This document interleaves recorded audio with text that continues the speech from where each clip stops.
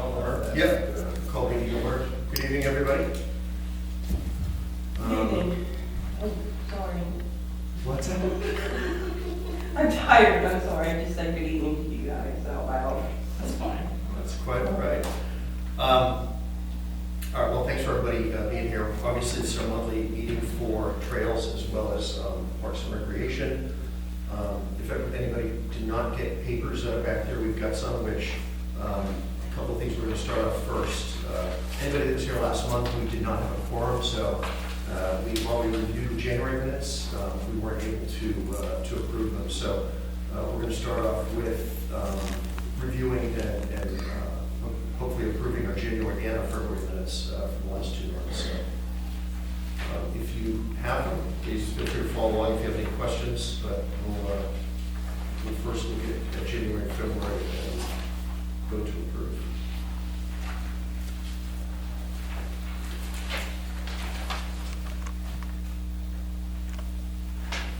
Motion to approve the January meetings.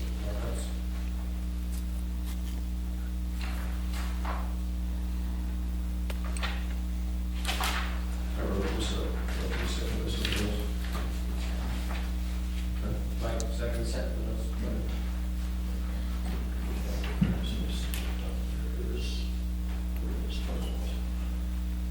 Okay, so vote to approve January minutes. Bless you. Yeah, I was gonna say.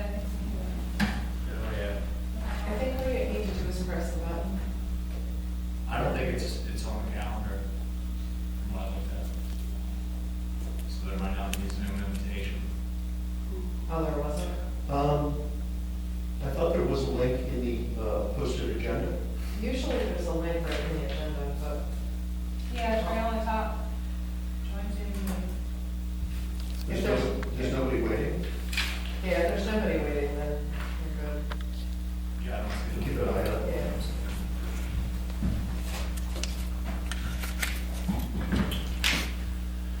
Yeah. All right, next action will be to review the February minutes from last month. You all should have them here. Again, we didn't have a quorum, so anything that we wrote in the notes was purely discussion.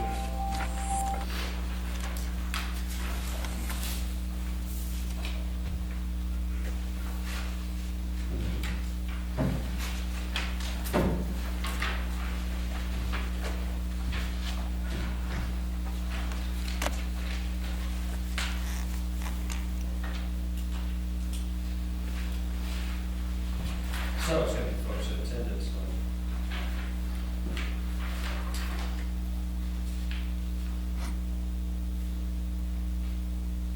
One second.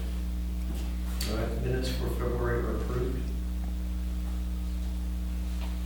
Okay. So we'll move on to the next section of the agenda after approving the minutes. And since we don't have anybody in Zoom, we'll simply direct it to anybody here. If there's anybody here that had some topics that they wish to cover before we move into trails and park and recreation topics.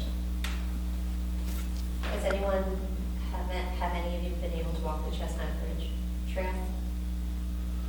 No, I have not since our last meeting. I did, however, participate last week in the supervisors meeting when there was some discussion around, I didn't catch the woman's name, the woman that was on the trail walking her dog. That was an interesting exchange, frankly. But no, I have not been over there. Have any of you? I guess I'd be curious. I know in talking to some people that, the area where Parks and Recreation was attempting to have the trail moved away from the homeowners association property line, behind like the Goldmans and that real tight area behind the pipe where the pipeline is. That at least what I'm being told is that there's quite a bit of exposure because of the tree removal that occurred as a result of the sewer pipe being put in. Any other thoughts or comments if you walked it? So I walked the trail with a friend who lives in Chestnut Ridge, and it was, and I don't live in Foxbrook, and I was devastated for both. I mean, she said, she was teasing me, she's like, I feel like we're the ugly duckling, Chestnut Ridge. She said, because we can't see our trail, but our trail now looks into every neighbor of Foxbrook. And so as we walked the trail, there were all these living trees that were dead. And it took all of the trees that were along the absolute border of Foxbrook and Chestnut Ridge, and they took all of those trees down. And they didn't remove the trees, all the trees are just scattered and laying and just. So they took down 29 trees. Along that back property line that we're talking about? Or just Well, overall? in various locations, and I think some of them they said were dead, I don't know, there's a lot of them that look like, Renee said, they look completely healthy. They're completely healthy And they just cut them down and left them there. Mike said at the last supervisors meeting that once the weather got better, they were gonna come in and remove all of that stuff, but it literally looks like, a tornado came in and just pushed all these trees down. Were they cut at the base, or Yes. how are they taken down? They were just cut at the base? Some Base of and them were cut, like limbs were cut off and like the stub is left standing up. Well, yeah, the stuff, yeah. Yeah, it looks really unsightly, but, Renee mentioned something about the fact that she thought we had an ordinance that required them to replace any trees that were removed. So I think, I don't know how exactly how it happens, I don't know if you guys can initiate, but it would be nice to know if they can look into, asking Brian Holmes to replace those 29 trees, and if they can do it along the back of the development where they're most exposed, that would be great. The problem is, they literally push that sewage pipe like right up against our property line, and they probably have to keep trees away from that. Yeah, I remember when the plan laid out where it was going to be. We actually walked, I think Scott was there, when we walked with Brandywine Conservancy with a GPS. And because we were curious about the demarcation flags that were out there regarding wetlands. And we had some of those wetlands experts with us walking it, and that's why we're curious, but we did see where the proposed pipeline was literally tight right up against the HOA property. And I'm fairly certain, so right now, we've talked as an HOA about allowing residents to personally pay out of their own pocket to put evergreens along our HOA land on the other side of, those few blocks there. But honestly, I don't think it should come out of our residents' pockets. It should come out of Brian Helm's pockets. Yeah, I mean, as far as what you said about the ordinance about having to replace trees, I mean, certainly not anything this committee can address, but we can pass that information along to the supervisors and get better understand what that is. Yeah. I recall when those discussions were still being had, and the Brandywine Conservancy was still involved. I know the last communication I was privy to, and I think Parks and Rec was privy to, was that Warren and the gal from Brandywine Conservancy set up a call between her and somebody from the HOA. I'm not sure who it was. Okay. Just to at the end of discussions with the developer and such, that I think it came down to discussions around tree planting that the developer wasn't able to do it. It wasn't willing to do it. So I can't speak to it just because we weren't privy to those conversations. This is more just getting follow-up. Yeah, it's bad. You can walk right into people's backyards. There's like absolutely no privacy, and they've lost all safety and security, and it's like, I can tell you, It's awful. It's I mean, such a not trail secluded that area. It's not a trail that you would enjoy walking. I mean, it's just, you're looking into someone's backyard where the dogs are, where their play sets are. And so it's slightly wooded as you come around the corner. Then you can see kids in swimming pools and like where they'd be in swimming pools. So that it's not even off where it could be. It is right on the line. And not only that, but at one point, at the very end, coming closer to the cupola, it splits into two pieces, the trail, and kind of wraps around. So if you're on one side of the trail with the Foxbrook closer to that end and not on the other end of it, someone could easily be over on the one side of the trail and you could not know and be standing on the opposite side of the trail. And they do have 4 cameras up, but none of those cameras are positioned on that second trail.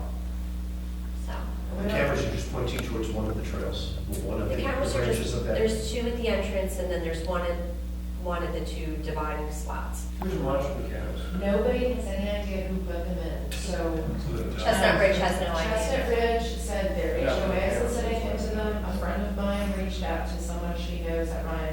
said they don't think they put them in. I don't know if it's like some weird creeper that puts You them talking about in the or Chestnut something. Ridge HOA doesn't know? They know, the Chestnut Ridge homeowners asked their HOA. Is it safe to assume though, that it wasn't your HOA that might have put them into? No. No, I live in Sign the that says development. camera? Yeah. There's signs. Does The it say- HOA signs say there are cameras in Yeah. use, but the residents were unaware that they were put in. Or who's monitoring them? Or Who's actually- are they even Are they- hooked up? Yeah. Well, it's just that they always They're have probably just box. deterrents. They could be, and they're attached to the tree, like pretty high up, and then there's a lock on them. So, yeah. And there's posted signs on the trail side to not enter the property, but on the Foxbrook side, they're all looking at these signs. Yeah, It's- they it's put the, pretty bad they put looking. the no trespassing signs facing my neighbor's backyards, and then they're looking at these signs in their backyard. But our HOA still has to go put some signs up to prevent people from coming into our development. What, you mentioned some people talking about putting in some evergreens and things like that. I mean, has there been any final discussions? I mean, obviously, it sounds like where it's left was like, hey, you want to put trees in, it's on your dime. Yeah, and I mean, people have gotten quotes, and it's like $10,000 to put a row of evergreens in. It's ridiculous. I mean, most people can't afford it. You really should go out and see it. I mean, it's, Yeah. Yeah. you How really did should you see it. access? It's Renee, right? Yeah. How did you access? You said your friend? I have a friend who lives in the development, and she And and so I you walked just came in. over to her house and, I parked at her house, and then we walked the is trail it a together. loop trail? Does it? Yeah. It will be a loop trail. It does go all the way out to Kukla, which is obviously another concern to her because she's a single lady, and it goes right out to Kukla. So you could walk off of Kukla Road, come up the trail, and enter in any of the houses on Foxbrook, or you could also enter into Chestnut Ridge I saw that. from several locations.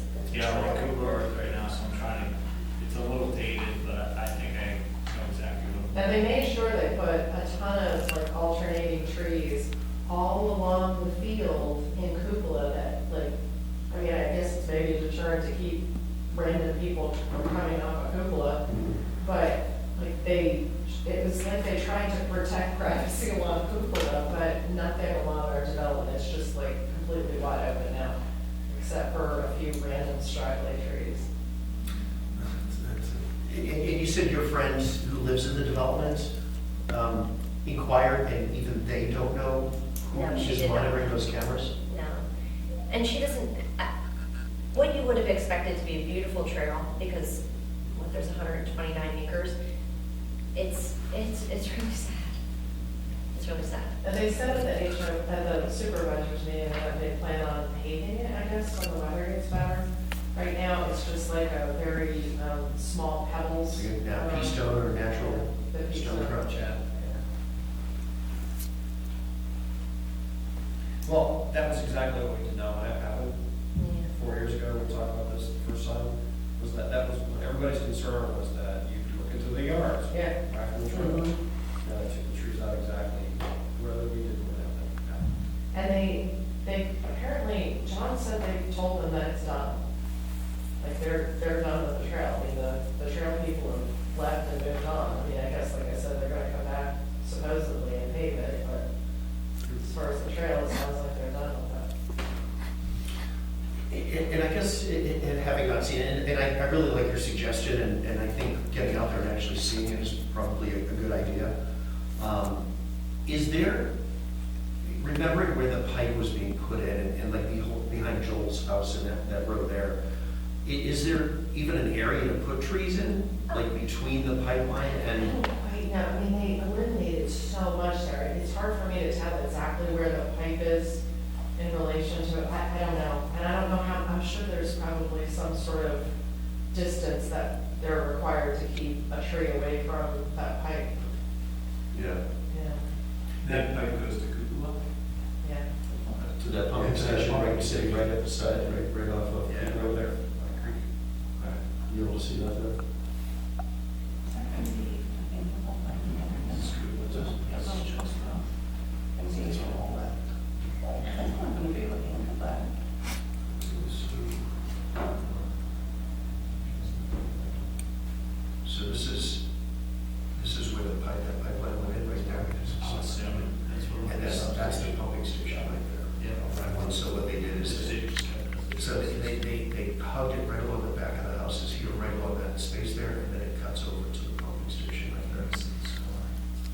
Steve's just got, he's got. An aerial? Yeah, he's got an aerial up, I'm just showing him where it occurred.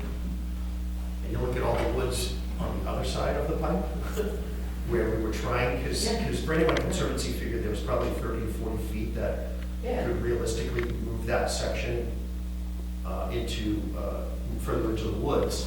No wetlands issue. But there, we could never make it, at least from what I recall, we could never get a determination from the developer as to who did the wetland study. We could never get access to the wetland study that the Brandywine Conservancy. It's probably the same people that did the DR Horton wetland study in the middle of January. Yeah, I'll go back to my notes on that, but I guess the biggest thing is what can possibly be done about it, you know, as far as the trees. There's also like a very scant stone wall. It only goes back behind like a couple of neighbors' properties and then it ends. I mean, if you look off into the area that hasn't been developed yet, there's big, huge boulders out there. I said, it'd be nice if they could like move those boulders in and just at least put a barrier so people can't just walk into people's yards. Problem is, I doubt they're gonna wanna do that because they have to have heavy equipment coming over their trail that's already done.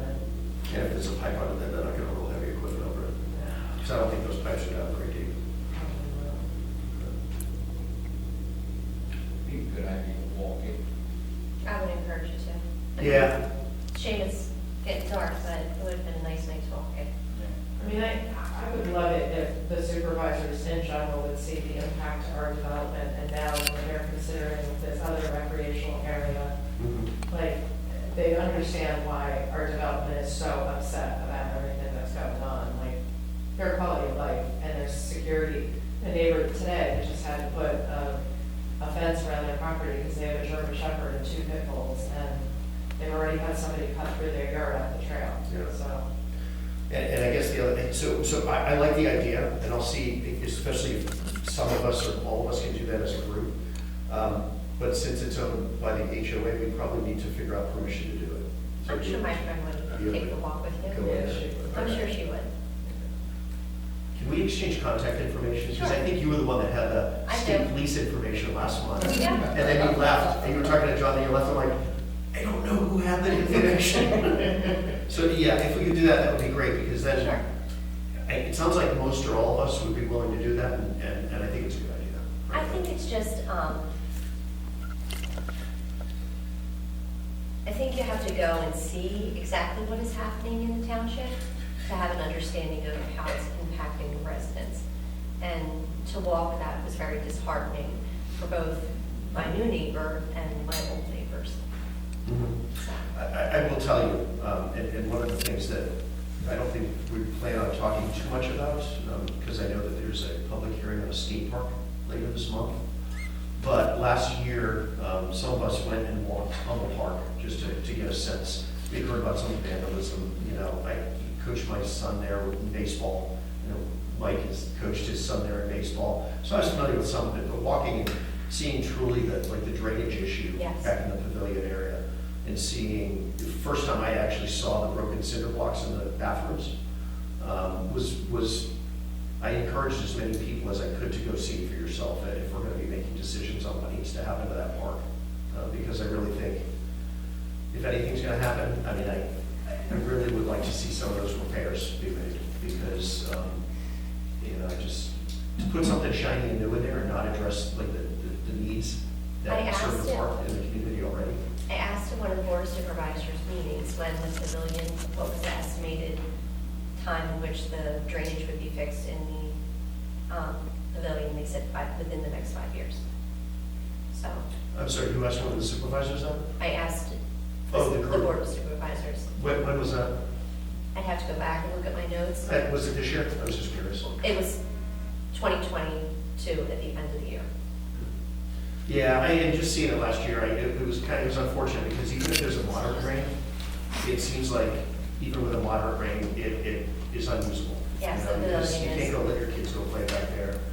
It was unfortunate, but we've had enough experts look at it too, that I think there's some really good plans out there that be able to fix it and make it more usable. And that serves the whole community, right? I mean, that's Right. what I think is an important aspect of that park, that wouldn't be super expensive to fix. We're not asking to rip it out, put it all brand new, but to be able to at least improve the landscaping and the drainage there, I think would be something that would be well served. It's kind of like the broken window situation, you know, where they say, like, things are in disarray that just kind of promotes more vandalism and, Yeah. you know, if you make everything that's there now look good, you know, Mhm. you can maybe keep it that way longer. I agree. Kevin, can I suggest too, if you guys do a walkthrough, would you consider, the idea of maybe having Scott video the walkthrough as well? Is that something you? I mean, I don't know what is required to enable that, but me personally, I wouldn't have a problem with it, but I don't know if we need to check with supervisors or, you know, figure out how to. A homeowner could probably go through and document, because you live there, you have the right to be there. That's a Yeah, good yeah. point. That is a good point. Yeah, that's true. And just go around and go to every area that, you know, have a discussion and all the concern areas, and just talk through it on the Yeah. video. I think that actually might be probably smarter, because there might be homeowners that say, I don't want somebody I don't know walking around our neighborhood Yeah, yeah, yeah. videotaping, you know? That's a good So idea. maybe something like that, that's a good one. They need to be held responsible for this 29 trees, I don't care. They need to. I mean, they're obviously not gonna be the same, like, No. 50-year-old trees, but, yeah. Yeah, I don't know what recourse there is at this point, you know, I mean, it's. So there's a consensus from the homeowner that they would like a natural screening out there on that trail. Well, I mean, yeah, it's either gonna be on our side of the border, which they're gonna have to pay for, or, you know, if it could be on the Chestnut Ridge side, that would be great, you know? There were a lot of trees that had died with the blasting of them trying to put that sewer pipe in. I mean, they probably have to go through litigation to prove that it was their blasting that caused them to die, but we know for a fact there were a number of them that died as a result of that. Page blasting to dig the trenches. Oh, there were these huge booms that went off, and this is back before Warren was the manager.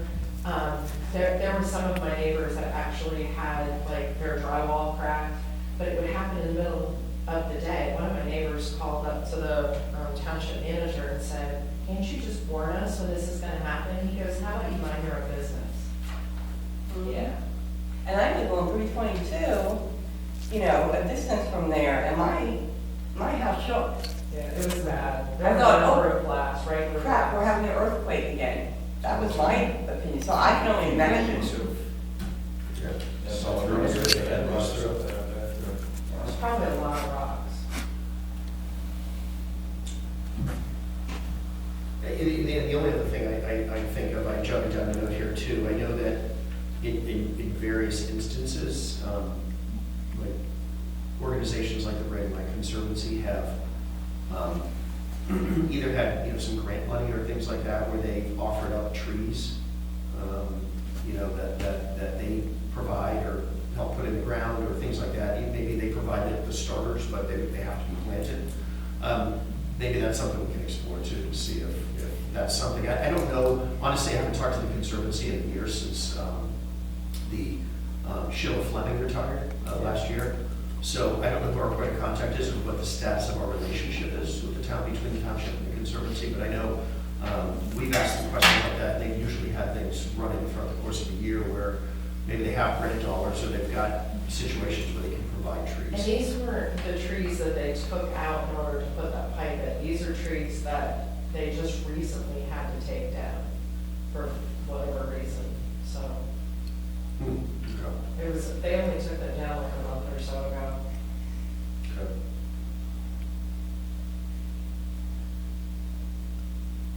All right, so we'll make it a point to communicate and figure out, you know, a time that we'd be able to get out there and at least take a look around. We'll be able to report back. Any other topics that anybody had before we go to bed? You look like you've got something. I'm not on camera.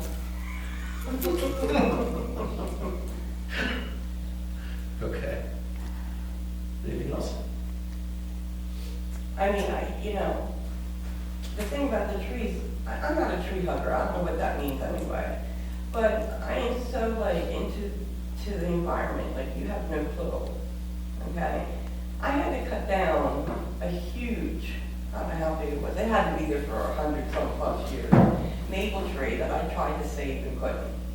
And now I got all because we're saving the wood to burn in our fireplace. And I look out there and I kind of cry, you know, because I had to cut this beautiful thing down that had once shaded the air, you know what I mean? And then I had to do it because it was gonna fall on my house. Almost dead. Yeah, I had no choice. New tree, of course. He's my neighbor, so, you know.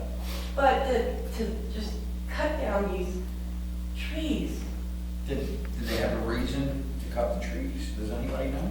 I mean, was there?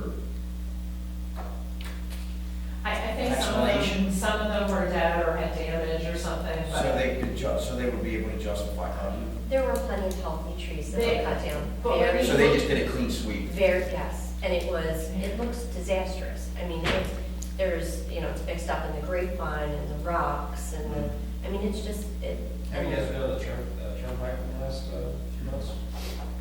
They're cutting trees down on both sides of the turnpike. Yeah. Really? Mowing Yep. all And of just- the- exactly what it looks like. all the way down. Yeah, is that what it is? Yeah. So what do we do? What did you say, why are they doing What do it? they do with it? With the wood. Emerald ash board, Oh. if it's an ashtray, it's freestanding. That could be the situation here too. It could be, but it's tough to say. I doubt that Ryan House is concerned about emerald ash board. That's just my assumption.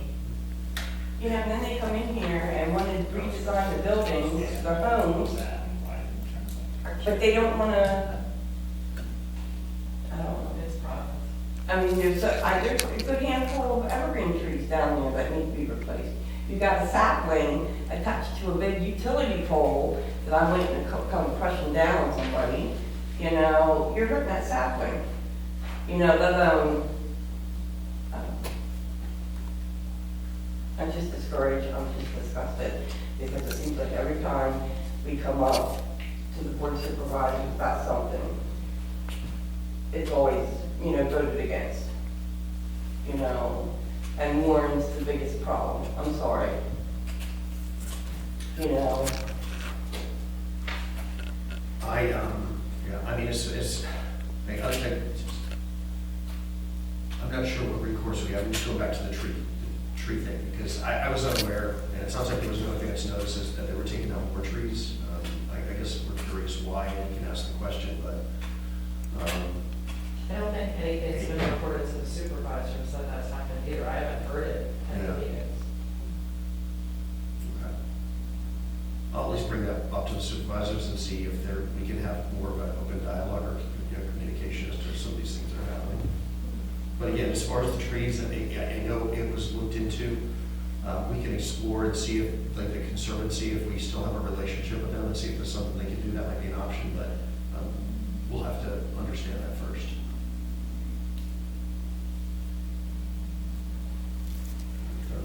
Just one last opportunity, if anyone had topics that weren't in the agenda that we can speak to now. Are you going to be talking at all about Parks and Rec funding?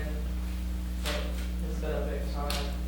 We can, I mean, we have no information on that today. I know it's something that we were told is being looked into, but we don't have any relevant information as far as how that funding is going to occur, what that might look like. I remember at one meeting, John was saying that there were some mechanisms being discussed that were going to enable an annual budget for Parks and Rec, but So that state it wasn't statute- something that was coming out of the preservation. The state statute I told you about before that John said allowed them to take money from land preservation. It looked to me like it wasn't allowed unless the park was acquired under the Land Preservation Act, but I guess our HOA lawyer had looked into it. I guess the statute is written vaguely enough that it appears to allow for that. That's what state statutes tend to be, is written vaguely so people can, you know, do whatever they want. So there were talks at the last, was it the workshop, about, they could use legally up to 25% of the land preservation money for parks and recreation. And Warren threw out the idea of possibly using at least the interest from that money that's being invested. John would feel comfortable doing that without having another referendum, so that the public, because that, you know, when they voted on that referendum, we all voted on having that 0.5% earned income tax be used for land preservation, not for destruction of land to build a park. So John thought that that should be put up on a referendum so that the residents would vote on that. But Tracy said if we're legally allowed to do it, why not do it? So there was kind of a difference of opinion on that, and Shane, as the head of land preservation, did not feel comfortable with taking money from land preservation, so. I know even going back to when Steve Landis was here, there was a couple members of land preservation that expressed opposition to that idea. My simple view on it is, you know, I'll go back to the 2019-2020 study that we had. We brought in somebody to write our green space and open space and greenway report. And, you know, they bared out, I mentioned this last month as well, they bared out statistics, us compared to townships across the state as well as nationally, that for 8,000 residents, we are significantly underserved, not only from an acreage standpoint, but simply the number of parks standpoint, you know, for the township. So, you know, I think in my mind, it stands to reason that we need to look at ways to bring more of that to the township, but along with that comes the needed management of that kind of stuff. So a budget is going to be necessary to help drive some of that activity. But, I mean, that was one of the things that got discussed at the last meeting. A lot of residents felt as though before you're going to do that, have a police force that can make sure that there's safe places to be at. So, Yeah, but that hasn't been an active discussion because it's my understanding that some of the back and forth was going on with the supervisors and Warren. I think it's up to us to seek out where that is and likely become an agenda item as we move forward, at least understand where they're going with that and what that's going to look like if we are going to tackle something. yeah, I'm still not clear on the budget. The budget has all of these like vague line items. You can't tell what the money is being used for and what unused money, where it's going. I mean, there's probably a ton of money that wasn't used for snow removal this year. So, I mean, I'm sure there's other money that can be allocated if they looked into it carefully and considered that.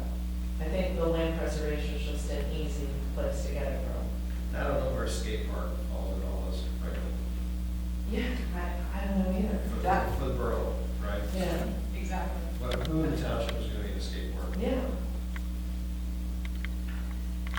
You guys drive that idea anyway. No, we didn't drive that. I'm saying, shouldn't you though? That's what Yeah. you're the recommending body for Parks and Rec. Why was that not more We did recommend skate to park. you?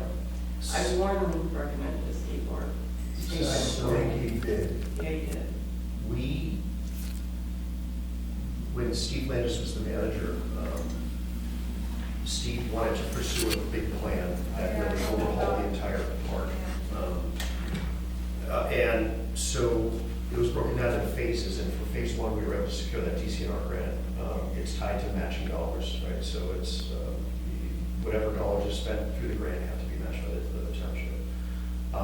That was the reason I mentioned earlier that we did the walkthrough of Edelman Park to take a look and just get a sense of, you know, what was asked of us is go walk, let's go walk, see, and then come back with some recommendations. If you look back at our September of last year minutes, we provided recommendations back of what we thought the park, we're going to spend dollars. We tried to take a fiscally responsible approach and say, look, let's only do things that aren't going to require multiple phases. Let's build it and be done with it, so that if there isn't future phases, we can at least say things aren't half done. And the recommendation, and we wanted to focus, like I mentioned earlier, on things that we felt were in disrepair. Let's raise the level of the park altogether instead of, you know, and we kind of stepped away from those things that were gonna be brand new, that, you know, we wanted to look at things first that were gonna improve what we have already. And so that was the approach we took. We provided those recommendations in the meeting minutes in September. I had actually reached out to Warren this week, just to understand if those were taken into consideration, because I think it was like 6th or 7th on the list was a skate park, basketball court, skate park, thing, you know, like that. But we had fixing the drainage, we had fixing the bathrooms, we had all that stuff in there. But Warren told me this week that we were too late in submitting those recommendations, and the board of supervisors had to make a decision, so they made a decision this week. And so it's why I asked the question, because I saw that the public forum on the skate park was announced. So that's how that came about, but it was, I think it was pretty unanimous that we thought that they were repairs that were, the park's in need of repairs. And my concern is, and I want to go to the public hearing, but my concern is that we're going to take that park, which really has some great potential, and utilization of the entire community, and plop a brand new skate park into it. Not ignore it, anything else, so that's my concern.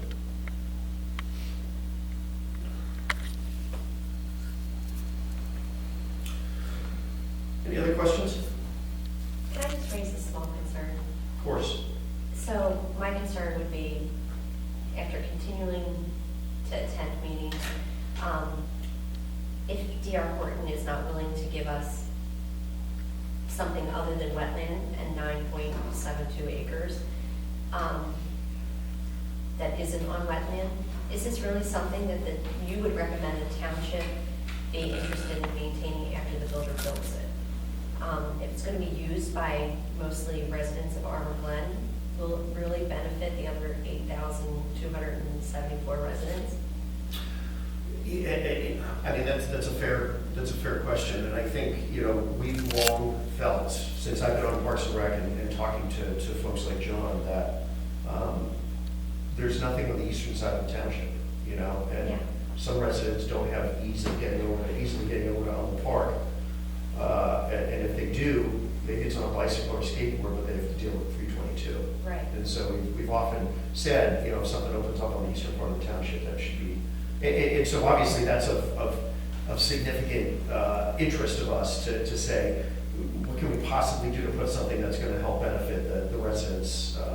But it's got to be safe, and that's why last month, we talked about things such as, should it be sitting right on 322, or should we be seriously considering, along with our, it's not our position, but we'd really like to see a safety study done, or more focus on potential for traffic lights that are gonna be controlled for people to be able to easily cross on a bicycle or something like that.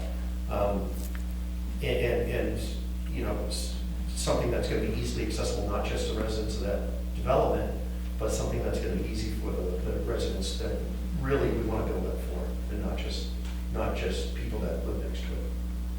I was informed by someone that there was 33 acres of prime land that was coming up to be sold or auctioned off. And it was between two land preservations. It's on Brandywine Road. I'm sorry, what road? Brandywine Road. It would make a perfect park. And even some of the zoning members said this would be the perfect spot. It's off-road, it's between, preservating of land so the developers can't get in there. Wasn't that just under option methods, I don't know, see, that's the thing. I don't know if we're too late, but I did tell Shane about it, and I don't know if it was went up for auction already, or what, but, it was like this beautiful spot that I could see in my head of a park, for everybody that way to use. I've been trying to I know nothing about it myself. I've been trying to put my feelers out about land coming up, you know what I mean? I just worry about D.R. Horton. I live on 322, Valerie won't come to my house. You know, the Amazon guys won't come to my house and drive down my driveway. It takes them 20 minutes to get out of my driveway. It's ridiculous, and it's only gonna get worse.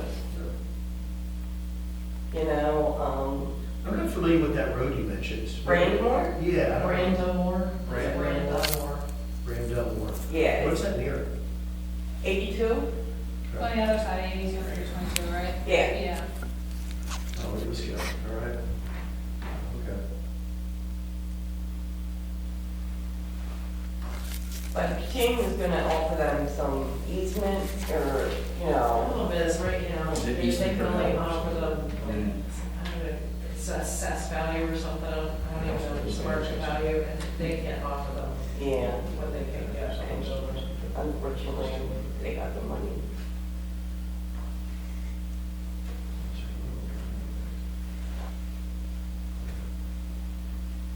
So we were talking about in between 82 and Cabell? Yeah. Yeah, I honestly know nothing about it. I mean, Yeah. we've tried to keep an eye open for those things that come up as well. I guess, you know, the big question becomes, what kind of money do we have to go buy a property like that?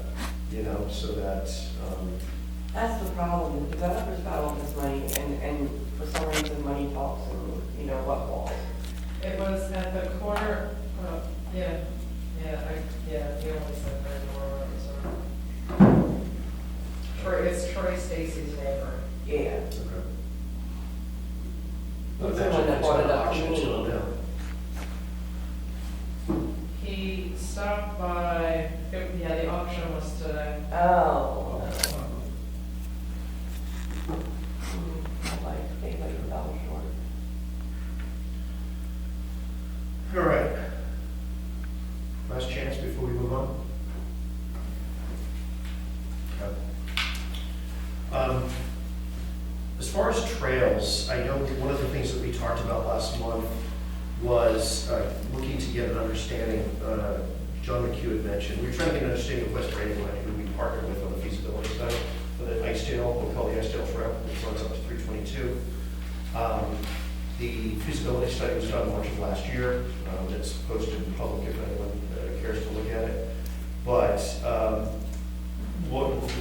that was a co-op with West Brandywine. I made several attempts to reach out to some of the members of West Brandywine Parks and Rec to understand if they were proceeding with pursuing easements and things like that. I wasn't successful in getting any feedback. Last month, you might recall, John McHugh mentioned he knows one of the supervisors, serves on the Council of Governments with one of them. I haven't had a chance to connect with John, but I will, so I have no update this month, but I'll make an effort just from a trail standpoint to see if he was able to make a connection. Reason for that is to see what are they doing? Are they in fact trying to proceed? Because then it's going to kind of give us, in my opinion, a go, no-go as it relates to the next step in that process. If they're proceeding, then it begs a question of what we want to do, if anything, and if not, then it begs the question, do we want a trail that goes to nowhere?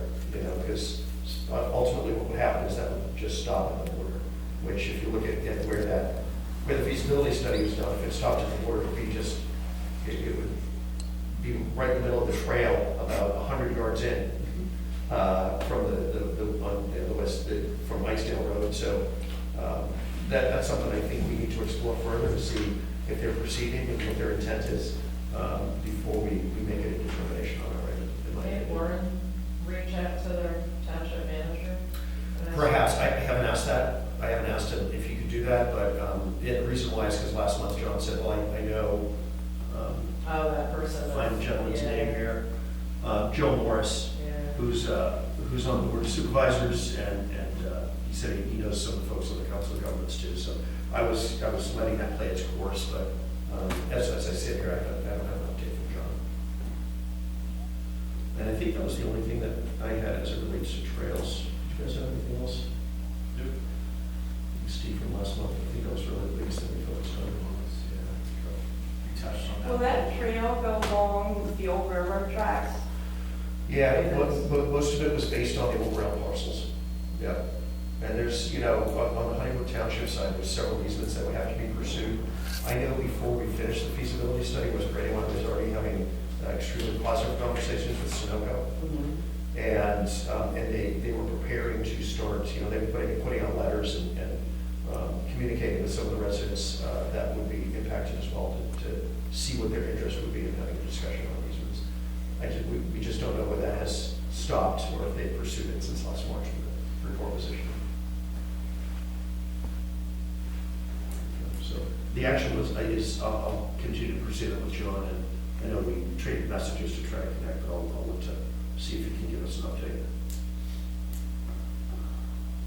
One of the, moving over to Parks and Rec, one of the things I wanted to share was we finally published dates for the cleanup day that we had talked about last month.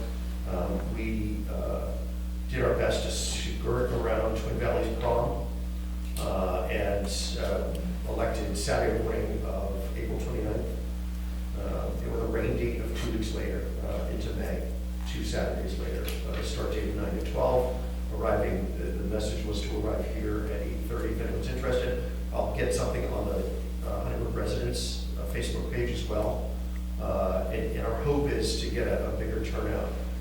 We'll also make efforts to reach out to National Honor Society and some of the clubs at Twin Valley High School. I think Battle or something, you knocked out more trash than I've ever seen ever. That's On the treacherous Chestnut Main. I couldn't move for 2 days, like, I'm exhausted. No. But now I realize, at least 30 bags. yeah, but now I realize I need a bigger armor. Yeah. I'm just like, No, that would be great. he had, I thought he had like some little, cloth, yeah, Steeple. he just had a steeple. Cross-country steeple And tonight. he's out there like. Poking at it. It was great. Oh, you You know have what? a trash picker rubber, it's a steeple. I have several, I'll give you one next time. A steeple or a trash picker? And the plus is, I'm glad you brought up last month, Val, because the plus is, one of the things Val noted was that where she was picking up on 320, on Chestnut Tree, it's fairly treacherous. I mean, cars fly out the road, as we all know. Yeah. And I know Don Johnson, you know, as well as Steve, I think you mentioned, we have access to some road work signs so that if we're in areas where traffic is passing, that we'll be able to get some signs placed out to make sure it's an additional caution for the cars that are moving. I have done Chestnut Tree in years past, and I usually have my flashers on, and I try to, you know, constantly come on a swivel. So my daughter realized if she put the trash bag behind her on the road, people had to go out around her because literally it was so tight, if your butt was hanging out, it would be taken up by traffic. So she had to put trash on the road. But you know what I was gonna ask you, there is so much like just random cars, pieces of tires, pieces of cars and stuff. What do you do with the big stuff? Can you just like sit there or does it have to get to the corner? Is that? It doesn't have to get to the corner, but what we try to do is we try to create very obvious, easily accessible piles. Okay. And so, you know, that's like on Cupola, where we do that road that unfortunately is just a tragic dumping ground all year long. Yeah. Because there's no houses there. Yeah. So there's a risk. Yeah. How you doing? There's a risk, and so what we try to do, part of the deal with when you sign up for the cleanup day, keep PA beautiful. There's a website that I go to that says register our event, and so they provide the supplies, but they also you have to log what was picked up. But they also, since they're DOT connected, we arrange for a pickup. Okay. And so we try to make it some very obvious. That's why, you know, when we do that cupola and forest there, we try to put it right at the corner or put it where it's very obvious where trash truck can come through and scoop it up. Yeah. I will tell you, and so car parts, everything, I mean, it's not just stuff that goes in trash bags. We find paint cans, we find TVs. Ray Schaefer just pulled a mattress out of the woods right there at the corner. of I found Cupola. a scrubber. And- A Ford scrubber. Yeah, and Apartment. there's other stuff, with drug paraphernalia that Scott found a couple of years ago. It's just stuff, but what we try to do is just create as few large piles as we can without filthying up our cars and trekking it around. I will tell you, every year that we've been organizing this, you know, I gotta give a big kudos to Blazinski, because every time I called DOT the first 2 years that we did this, and within 48 hours, they'll come and they'll pick it up, but both times, the first 2 years, they've come and said, there's no trash there. Blazinski just goes through without asking, and they scoop it all up. They even bought it out. I know, and not that I come to rely on that, but it's something that I'm gonna have to look into before we set up this one, because it's worked out in years past, and they've done a clean sweep, and it looks great again. Unfortunately, you know, the fact is that we have to do this every year is kind of disappointing, It but would just be nice if we could extend it and make it more extensive, but I mean, we just need like massive numbers of people to come out. we do, and I'll be honest with you, you know, the first couple of years, we were down at Struble Lake, there were a lot of areas we were trying to cover. Some of those areas have stayed clean, and so we usually, I know Scott and I have gone out years past, and we've tried to set a list so that, you know, volunteers come up and can say, okay, let's start dividing and conquering. Yeah. But some of those places have stayed clean, so we typically don't see the number of areas that need repeated cleanup year after year. It's the top of Talbotville Road with Morgantown Road. It's Cupola Road in that intersection that we were just talking about there. It's top half of Purdell usually gets pretty bad. It's and Chestnut Tree, of course. It's almost become pretty strategic as to where we go, because we've covered the township, and there's not a lot of neighborhoods keep, you know, self-manage themselves. Chestnut Street, because of Blazinski's transfer station, right, it's all such blowing out of trucks all over the place, Yeah. most likely. A lot of it's like this. When you start seeing the same beer bottle, you start thinking that's somebody's trip home. Yeah. Same cigarette packages, same beer bottles. They'll eat fast food, they drink really crappy beer, and they eat candy. And that's why they're throwing in trash. And they must have a pristine car, because they don't know what they're doing inside of it. Oh, yeah, we've seen some packing of cracker boxes and stuff, yeah. But, so we get the date set, I'll gather the supplies, over at, DOT in Coatesville, where they, provided. I have requested, because I mentioned last year that, we ran out of trash bags, see if I can get any more trash bags, so we have the supplies that we need. And then, again, Steve and Dawn have both, offered up, so as we get closer to that, maybe we can talk about that, but get maybe a couple of sets of some of those road signs, so we can make sure. How about cones? Good. Yeah, same thing. Cones, Just to yes. give you an idea, just as- so people. Speed up because of people out there. Yeah. Yeah. So we do have that set, and I think that the big thing is getting the word out, so. I know last month we had talked about FFA, NSH. Does anybody have any involvement with the Scouts? I mean, I'd like to maybe know somebody over at the Scouts that My maybe. friend Lisa Bowman's daughters that helped last year, she's a scout leader for Girl Scouts, so she goes on. It's, yeah. Oh, is that right?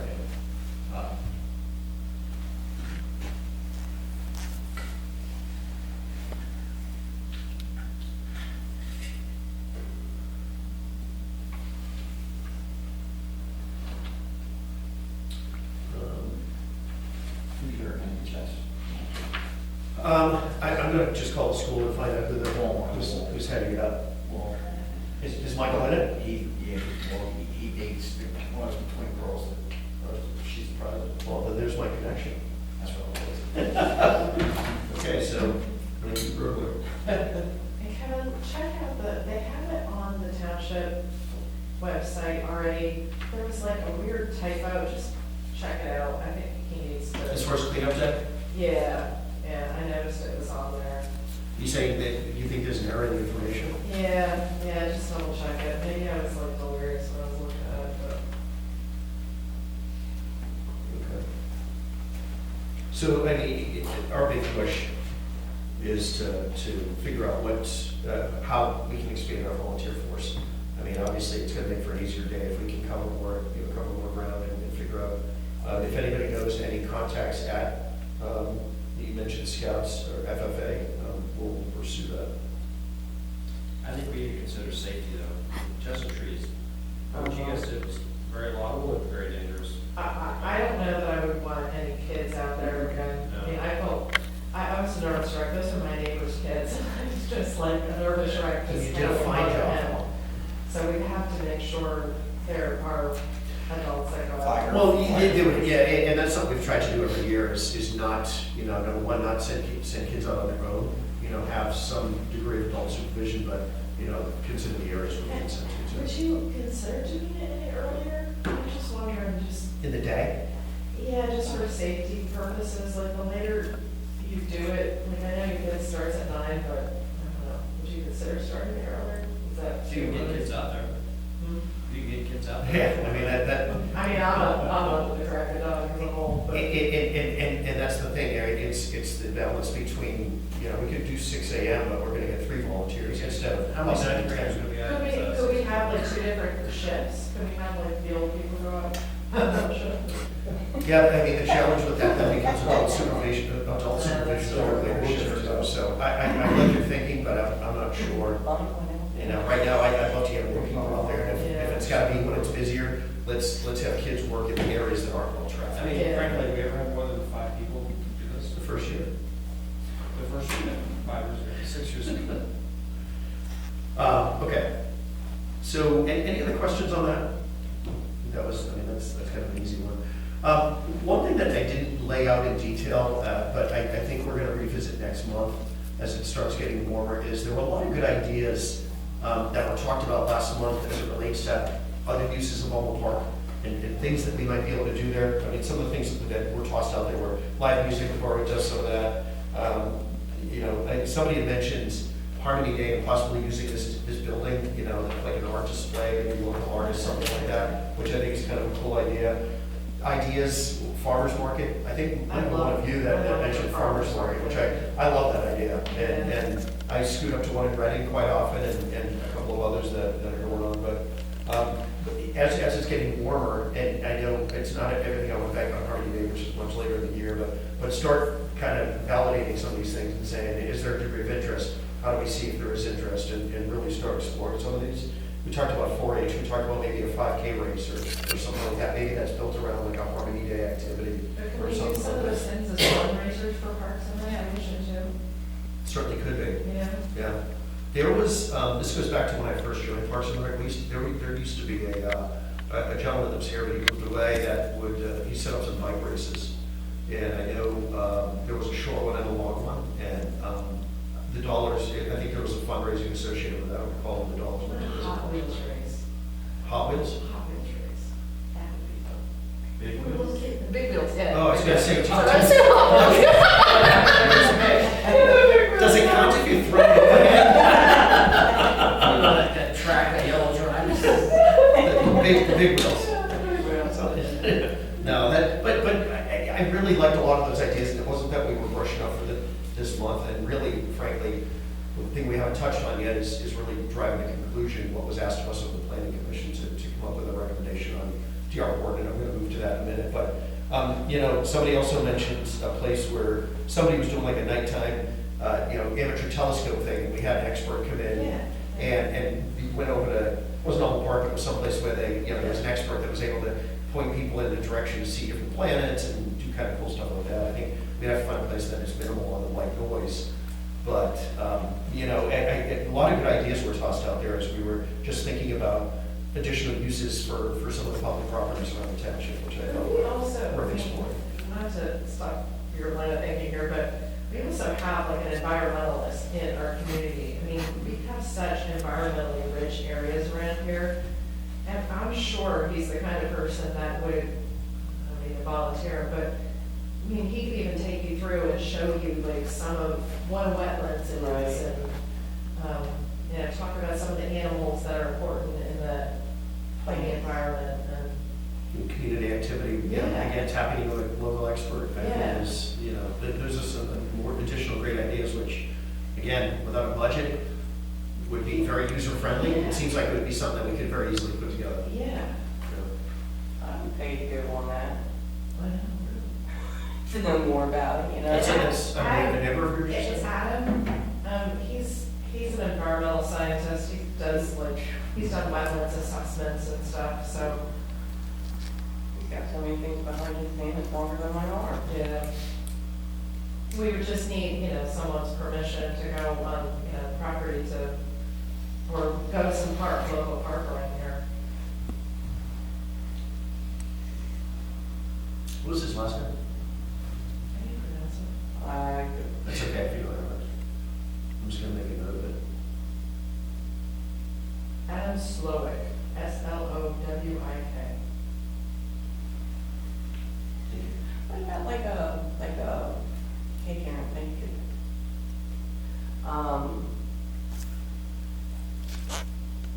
Like with sheep and somebody could bring a horse and a goat and some chickens, like a farm. Like a petting zoo? Yeah, you know, put somewhere where they can actually go in and be one-to-one with these animals, you know what I mean? I hear that children tend to, you know, if they're more involved with animals, the less likely they will be to be psychopaths and when they get to be adults. But I'm tired. But I mean, just, you know. But I think it would be, I mean, I even would pay to go there, you know what I mean, to pet some sheep and some goat and talk about things and what they'd like to do, and, you know, pigs, you know, little piglets where they can pick up, or even, you know, chasing around trying to pick them up, you know. I think what we'll do is make an agenda item next month, talking about some of these activities that maybe for warmer weather, and can revisit that and see if it's something that, you know, we have to answer a lot of questions as far as where we do that, you know, but, you know. You did it in my yard. Nobody wants to go to your. I know. Okay, so the last thing that we had was, it again, ties back to the significant discussion that we had last month, which was, you know, related to, as I mentioned, the planning commission's request to have us, Parks and Rec formulate a recommendation as far as, you know, we had the broader discussion, and I'll must open my map again if anyone would like to look at it. It's not my map, actually. But look at a recommendation that we would like to put forth for consideration as it relates to what we feel like we